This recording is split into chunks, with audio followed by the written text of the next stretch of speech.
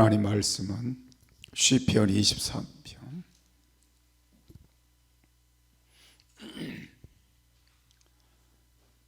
1절에서 3절 보겠습니다. 같이 읽겠습니다. 여호와는 나의 목자시니 내가 부족함이 없으리로다. 그가 나를 푸른 초장에 누이시며 쉴 만한 물가로 인도하시는도다. 내 영혼을 소생시키시고 자기 이름을 위하여 의의 길로 인도하시는도다. 아멘. 우리 함께 인사하겠습니다. 할렐루야. 내가 믿으면 하나님의 영광을 보리라. 아멘. 지난 수요일은 여호와는 나의 목자라는 제목으로 여러분 함께 말씀을 나눴고, 오늘은 부족 증후군, 우리 병이 있는 부분들 속에 이 증후군이라는 단어를 쓰는데, 오늘은 부족 증후군이라는 말씀을 여러분과 함께 나누려고 합니다. 우리의 삶에 수입이 줄고 또 생활이 궁핍해지는 일은 어느 생활보다 좀 힘들고 어려운 일 중에 하나입니다. 이와 같은 일들을 우리는 일상에서 늘 경험하고 있기 때문에 마음속에는 늘 부족 증후군 같은 그런 병을 우리가 앓고 있다, 그렇게도 볼 수 있습니다. 마음속에 때로는 직장 문제 때문에 직장을 잃을까 하는 두려움, 사업의 실패에 대한 두려움, 또 사이에서 버림받고 낙오자가 될 그런 두려움, 패배의식, 무력감, 좌절감, 절망, 부정적인 생각, 이런 감정들이 우리 마음에 얼룩져서 그것들이 우리를 부족 증후군으로 이끌 수도 있다는 걸 알 수 있습니다. 우리가 이것에서 벗어나 긍정적이고 성공적이고 축복으로 가득 찬 삶을 살기 위해서 우리는 하나님이 나의 목자가 되는 게 맞는 것인데, 실생활 속에서 이 확신을 가진 삶이 좀 부족하기 때문에 오늘 다시 2절과 3절을 제가 짚어서 여러분과 함께 말씀을 나눌 것입니다. 우리 2절에 있는 말씀을 보면 푸른 초장에 눕게 하심으로 부족 증후군에서 벗어나게 하신다, 이 말씀을 첫 번째로 드리려고 합니다. 다윗은 하나님께서 푸른 초장에 우리를 누이신다, 그렇게 말씀하고 있습니다. 목자가 푸른 초장에 양들을 실컷 먹을 것을 먹을 수 있도록, 배불리 먹을 수 있도록 그렇게 해준다고 하는 건 어쩌면 축복일 수 있습니다.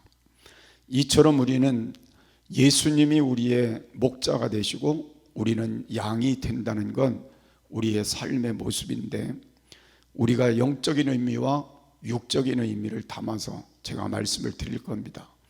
우리가 살아가는 동안 우리는 십자가라고 하는 그 밑에서 우리는 늘 하나님이 허락한 푸른 초장의 은혜를 갖고 살아갑니다.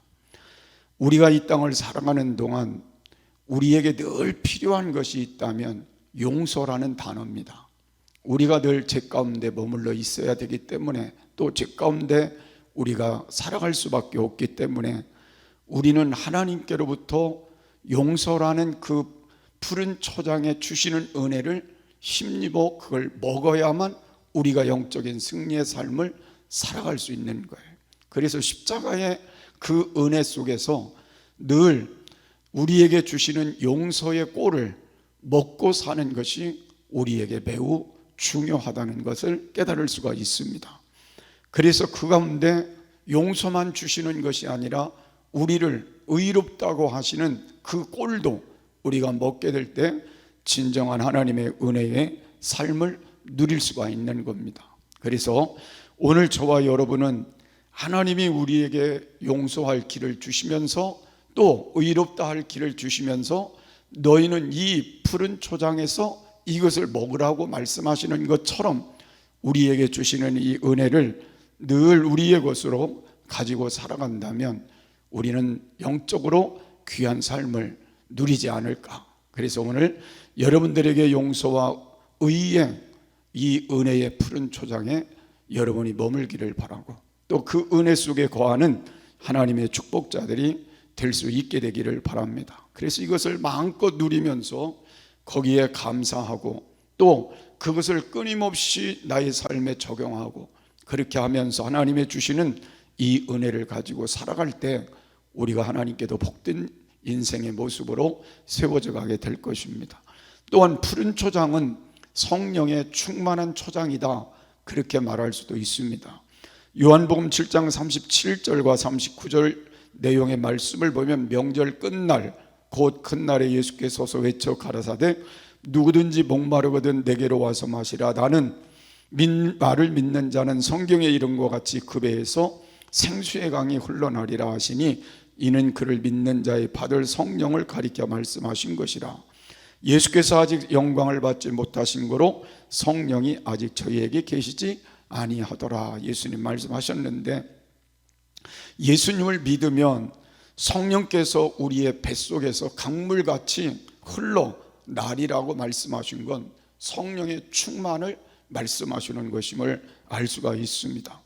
그래서 우리는 늘 하나님의 성령이 내게 충만한 삶이 될 때 그 안에서 꼴을 먹는 것처럼 성령을 통하여 꼴을 먹으며 영적으로 성장하고 영적으로 복된 모습을 세워갈 수 있다고 하는 걸 깨달을 수가 있습니다. 그래서 나는 오늘 저와 여러분이 성령이 충만한 그 가운데 성령의 꼴을 끊임없이 먹는 축복이 있기를 바라고, 그래서 우리가 살아가는 동안 하나님의 은혜의 귀한 삶을 누리는데 부족함이 없는 귀한 역사 있기를 바랍니다. 또 우리가 성경을 보면 또 치료의 초장이 있다는 걸 알 수가 있습니다.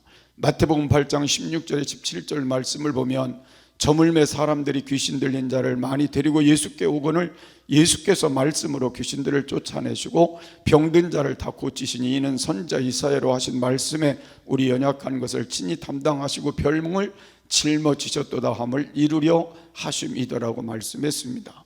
예수님은 우리의 연약함을 짊어지시고 우리의 질병을 다 짊어지시고 십자가에서 우리의 모든 것들을 다 담당해 주셨다고 말씀하고 있습니다. 또 예수님 이 땅에 오셔서 사시는 동안 3년 사역 속에 수많은 병증자들을 예수님이 고치셨습니다. 귀신 들린 자로부터 시작해서 죽은 자까지도 살리시는 주님의 능력을 나타내 주셨습니다. 그렇기 때문에 오늘 우리는 하나님 전에 나와서 하나님이 주시는 꼴 중에 치료의 꼴도 먹어야 합니다. 그래서 우리는 영적으로도 치료받고 정신적으로도 치료받고 우리 삶도 치료받고 육체도 치료받는 역사들이 일어나야 맞다는 것입니다. 그래서 우리가 이렇게 하나님의 말씀을 잘 들여다보면 푸른 초장이 우리가 생각하는 저 들판의 푸른 초장이라는 것보다 말씀의 푸른 초장 안에 엄청난 것들이 있구나, 그걸 우리가 늘 먹고 살아야 되는 거구나, 그런 곳으로 인도해 주는 목자가 있는 것이 축복이구나, 그걸 여러분이 깨닫는 그런 삶이 되어서 우리의 연약함이 있다면 치료의 푸른 초장에서 치료의 꼴을 먹음으로 또 하나님 앞에 복된 삶도 되어지는 귀한 은혜가 있어지시기를 바랍니다. 또 십자가 안에서만 이런 축복이 있는 것이 아니라 우리는 하나님 안에서 또한 우리에게 주시는 축복은 저주가 아니라 축복이라는 걸 말씀해 주셨습니다. 갈라디아 3장 13절 이하의 말씀을 보면 예수님이 십자가를 져주시는 순간 우리는 모든 저주가 예수님께 다 가버리고 우리는 축복된 자로 바뀌어진 거예요. 그래서 우리는 하나님 안에서 예수님을 고백하고 믿음을 가지고 살아가는 우리의 삶 속에는 언제나 축복의 삶일 수밖에 없습니다. 그래서 우리는 이 축복을 내 입으로 시인하고 삶으로 고백하면서 그 축복의 주장에서 축복을 누리며 사는 게 맞는 거예요. 저주는 끝났으니까, 예수님이 십자가에서 담당해 주시 다 그걸 없애버리셨으니까 우리는 하나님 앞에 축복의 초장을 내 것으로 누리는 게 맞다, 그 말입니다. 우리가 잘 아는 고린도후서 8장 9절의 말씀을 보면 우리 주 예수 그리스도 은혜를 너희가 알거니와 부요하신 자로서 너희를 위하여 가난하게 되심은 그의 가난함을 인하여 너희로 부요케 하심이라고 말씀하셨기 때문에 오늘 우리는 예수님을 모시고 부요함을 누리는 게 맞는 거예요. 영적으로도 정신적으로도 삶으로도 부요함을 누리는 삶을 갖는 것이 맞는 겁니다. 그런데 우리는 늘 우리의 고백이 틀렸다는 거예요. 우리는 늘 부족한 것만 고백하지, 또 하나님의 축복보다는 우리의 삶의 다른 것들을 우리가 고백하는 삶이 너무 많기 때문에 오늘부터는 축복의 초장에서 하나님의 축복을 고백하자는 거예요. 나는 하나님께 이런 축복자요, 이런 축복을 받은 자요, 이렇게 축복을 받을 자라고 고백하며 사는 것도 우리에게 복된 삶이 될 줄을 믿으시길 바랍니다. 먹는다는 게 뭐예요? 내 것으로 소화를 시킨다는 거잖아요. 그 삶이 우리의 삶이 되어야 한다, 그 말입니다. 여러분, 성경을 우리가 잘 보시면 신명기 8장 18절의 말씀을 보면 내 하나님 여호와를 기억하라, 그가 내게 재물 얻을 능을 주셨습니다 그랬어요. 그러니까 재물 얻는 것도 하나님이 능력을 주실 때에 얻는 것이라는 거죠. 그러니까 오늘 우리에게 재물 얻을 능을 지금까지 주셔서 이만큼 누리는 거지만 앞으로도 재물 얻을 능을 주시는 분은 하나님이시라는 거예요. 그러니까 여러분이 이 하나님을 늘 기억하고 하나님이 주시는 그 능력 안에서 우리의 삶이 축복자라는 걸 고백해야 맞다는 거죠. 왜냐하면 우리는 하나님이 재물 얻을 능을 이미 주셨기 때문에 그 능력을 가지고 재물을 얻어가면 되는 거잖아요. 축복의 땅을 밟아가며 그 믿음을 가지고 나아가면 되는 거잖아요. 그런 삶을 우리가 고백하며 살아가라, 그 말입니다. 그래서 부정적인 그런 마음을 버리고 긍정적이고 소망적인 믿음의 마음을 가지고 나아가는 것이 맞다는 걸 다시 한번 깨닫는 귀한 시간이 되시기를 바랍니다. 그래서 우리는 이런 말씀들을 자꾸 묵상하고 그 말씀을 자꾸 내 것으로 되새김질하고 내 것으로 먹어서 내게 되어서 내 삶의 능력으로 나타나야 되는 거예요. 그래서 여러분이 영적으로도 용서받은 의로운 삶을 살아가야 되고, 또 하나님 안에서 주어지는 치료의 능력도 끊임없이 우리의 삶에 나타나야 될 것이고, 성령의 충만한 삶 속에서 끊임없는 성령의 역사도 나타나야 될 것이고, 우리가 이 땅을 사는 동안 하나님의 주시는 축복의 역사들을 끊임없이 우리의 삶 속에 나타내며 살아가는 남은 시간이 될 때, 그것이 우리에게 가장 복된 하나님의 축복의 삶이라는 걸 깨달을 수 있습니다. 그래서 부족 증후군을 버리자는 거예요. 갖고 가자는 거예요. 버리자는 거예요. 그래서 이제부터는 하나님은 나의 목자시니 내가 부족함이 없습니다. 이 고백이 맞다는 걸 여러분이 믿으시기를 바랍니다. 우리는 하나님 앞에 더 복된 것이 있다면 뭐예요? 우리는 부활의 생명을 얻었다는 거예요. 그래서 부활의 생명을 얻었다는 건 뭐예요? 이미 하나님의 자녀가 됐다는 것이고 천국의 백성이 됐다는 거예요. 우리는 이 땅에 살지만 머지않아 하나님 나라 천국에 가서 살 거라는 소망도 우리에게 있는 거예요. 그렇기 때문에 우리는 이 땅을 살지만 우리는 부족함이 없다는 걸 고백하는 믿음의 자리에 다시 세워지는 귀한 삶이 되시기를 바랍니다. 그래서 우리에게 만약에 영양실조가 있다면 누가 영양실조에 걸릴까요? 만약에 영양실조가 있다면 누가 영양실조에 걸려요? 잘 안 먹는 사람, 못 먹는 사람이 되겠죠.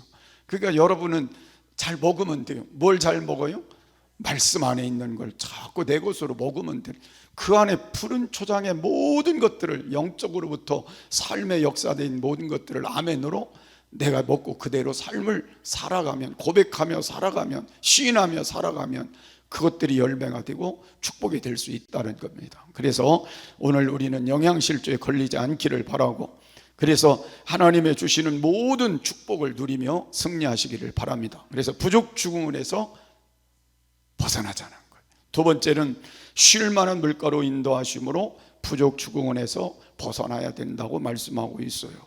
자, 예수님께서 쉴 만한 물가로 우리를 인도하여 주신다고 하는 말씀인데, 여기는 제가 하나로만 설명을 하고 싶어요. 성령은 물과 같다 그랬어요. 그래서 우리는 성령님과 함께 우리의 삶을 이끌어 가게 되면 부족 증후군에서 벗어날 수 있다. 우리가 로마서 8장 26절에 보면 이와 같이 성령도 우리 연약함을 도우시나니 우리가 마땅히 빌 바를 알지 못하나 오직 성령이 말할 수 없는 탄식으로 우리를 위하여 친히 간구하시느니라, 그렇게 말씀했습니다. 우리는 부족해요. 진짜 부족한 게 많아요. 그렇지만 우리가 하나님 안에 있는 성령을 통하여 우리의 부족한 걸 해결할 수 있다는 거예요. 그래서 여러분들이 하나님 앞에 나와서 답답한 문제를 가지고 기도하고 하나님을 향해 나갈 때에 오늘 로마서 8장 26절에 있는 말씀처럼 성령은 우리의 연약함을 도우신다고 말씀하고 있고, 우리가 마땅히 빌 바를 알지 못하는 것까지도 대신하여 탄식하며 기도해 주신다 그랬어요. 그러니까 이 문제 속의 해결점을 찾아주시는 분이 성령이시구나 하는 걸 알 수가 있습니다. 그래서 오늘 성령님을 여러분의 동업자로 함께 모시고 살아갈 뿐 아니라 성령님을 의지하여 물가에서 상쾌한 물을 마시듯이 오늘 성령이 주시는 귀한 것들로 우리의 삶을 채워가면서 우리의 부족 증후군에서 벗어나는 귀한 삶이 되어지시기를 바랍니다. 그래서 우리는 항상 이 말씀도 기억을 해야 합니다. 로마서 14장 17절에 보면 하나님의 나라는 먹는 것과 마시는 것이 아니요 오직 성령 안에서 의와 평강과 희락이라 그랬어요.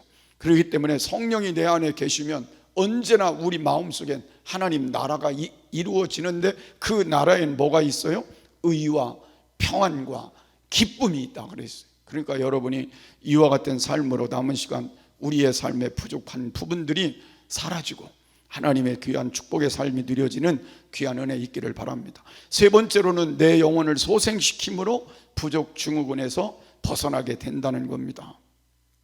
소생한다고 하는 말은 참 귀한 말이죠. 우리가 이 땅을 살아가지만 우리가 예수님이 아니었으면 우리는 소생할 수가 없죠. 예수님 때문에 우리는 다시 새 생명 얻은 거잖아요. 거듭난 생명을 얻은 것이고 하나님의 축복된 새 인생으로 바뀌어진 거잖아요.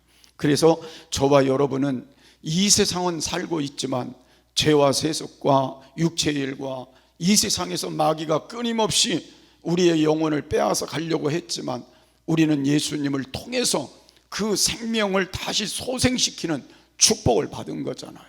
그래서 여러분들이 다른 건 몰라도 우리는 항상 이 은혜를 가슴에 담고 살아가야 돼요. 나는 소생된 사람이다. 다시 태어난 사람이다. 새 생명을 얻은 사람이다. 거듭난 사람이다. 이 믿음을 가지고 여러분들이 이 땅을 살아가면서 항상 주님과 함께 우리는 승리의 삶을 살아야 할 것이라는 거예요.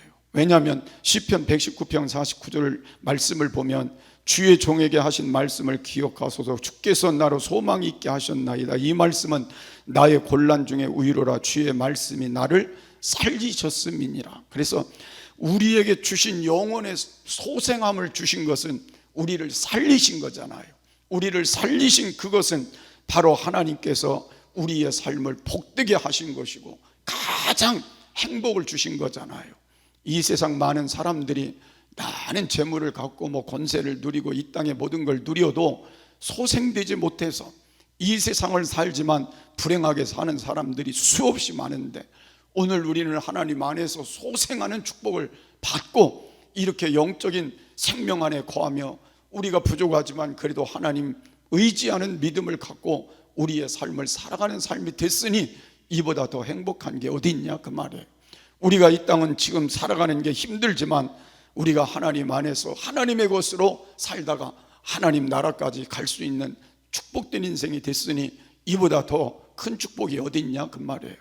여러분, 많은 사람들은 죽음에 대한 두려움을 갖고 살지만 우리는 죽음을 이기고 갈 수 있으니 얼마나 귀한 축복을 갖고 사느냐 그 말이에요. 소생됐다는 게 이 하나가 이 세상에 어쩌면 가장 큰 행복일 수도 있다는 거예요. 그래서 저와 여러분이 오늘 다른 건 몰라도 하나님이 나를 소생시켜 하나님의 축복자로, 하나님의 귀한 자녀로, 하나님의 영광스러운 귀한 나라에 나를 하나님의 백성으로 삼으셨으니 이 은혜를 늘 기억하면서 부족 증후군에서 벗어나잖아요. 아멘. 그래서 늘 감사하면서 하나님의 은혜를 누리는 귀한 삶이 되시기를 바랍니다. 아멘. 자, 마지막으로 우리는 의의 길로 인도하심으로 부족 증후군에서 벗어날 수 있다고 말씀하고 있습니다. 여러분, 목자 되신 예수님은 우리를 의의 길로 인도해 주신다고 말씀하고 있어요. 자, 우리 주위는 막 부정부패로 가득 차wan 썩어져가는 현실이 매일 우리 주위에 이렇게 도래된다는 말은 계속되고 있다, 그런 말이에요. 여러분, TV 틀어놓으면, 뉴스 한 번만 틀어놓으면 별의별 사건들이 하루에도 이렇게 지나가잖아요. 얼마나 무시무시한 사건들도 지나가는지 뉴스를 안 보고 싶을 때가 더 많은 그런 우리의 현실을 갖고 있는 게 지금의 삶입니다. 아무리 형무소가 많이 져지고 또 형무소에 사람들을 많이 잡아다 놓고 그렇게 해도 이 세상은 변화될 기미는 보이지 않는 거예요. 점점 악해져 가고 점점 더러워져 가고 점점 이 악한 것들이 강성해 가는 그런 세상이 지금 우리 앞에 도래하고 있는 거예요. 우리는 참 거룩하게 사나요? 그렇지도 못하죠. 우리도 늘 부족해요. 그래서 늘 하나님 앞에 왜 예수님이 우리 안에 계셔야 하느냐, 이게 우리가 살아가면서 늘 마음속에 깨닫고 가야 될 삶이라는 거죠. 자, 이 세상에서 가장 의로우신 분은 누굴까요? 예수님이시잖아요. 그러니까 예수님만이 우리를 의의 길로 인도해 주실 수 있는 거예요. 이 세상은 우리를 의의 길로 인도해 줄 사람이 없는 거예요. 다 같이 악하니까요. 그런데 예수님만이 의로우시니 우리를 의의 길로 인도해 주심으로 부족함이 없게 하시는 거죠. 여러분, 우리는 양심이라는 게 있습니다. 이 양심이요, 양심의 등불이 켜져 있을 때는 그나마 사람 같이 사는 거예요. 양심대로 사니까 사람 같이 사는 거예요. 그런데 양심의 등불이 꺼져 버리면, 깜깜해 버리면 그 다음부터는 온갖 더러운 일을 하면서도 느낌이 없는 거예요. 그럼 이 시대에 양심 꺼진 사람들이 많다는 거예요, 적다는 거예요? 미안하지만 양심 꺼진 사람이 많을 수도 있어요. 이 자리에 나온 우리들은 양심이 꺼지지 않았기를 바라고요. 양심이 꺼지지 않을 수 있는 비결이 뭐예요? 의가 되시는 예수님이 내 안에 계실 때만 양심이 꺼지지 않는. 예수님이 내 안에 안 계시면 양심이 꺼질 수밖에 없어요. 그래서 여러분이 의의 길로 인도하신다는 이 말씀 속에는 의로우신 예수님이 내 안에 함께 계셔서 나를 인도하신다는 거예요. 그래서 양심이 꺼지지 않도록 늘 양심을 밝히 우리가 가지고 살아갈 수 있도록 그렇게 해주신다는 거예요. 그나마 양심대로만 살아도 그 사람은 잘 사는 거예요. 아멘. 하나님이 그런 은혜라도 우리에게 있어지기를 바랍니다. 그래서 우리가 그나마 의가 있는 가정, 그 가정은 부패하지 않아요. 의가 있는 나라 부패하지 않아요. 그나마 의가 있는 개인은 부패하지 않아요. 근데 의가 없는 모든 가정들은 부패할 수밖에 없고 삶은 부패할 수밖에 없어요. 그래서 성경은 우리에게 이렇게 말씀하고 있습니다. 의가 발전소라면 양심은 등불이다. 그러니까 예수님이 발전소라면 우리는 다 등불이라는 말이에요. 그래서 발전소에서 우리에게 의로운 역사들을 만들어 보내주시고 함께 할 때에 우리는 밝은 등불로 살아갈 수 있다는 거죠.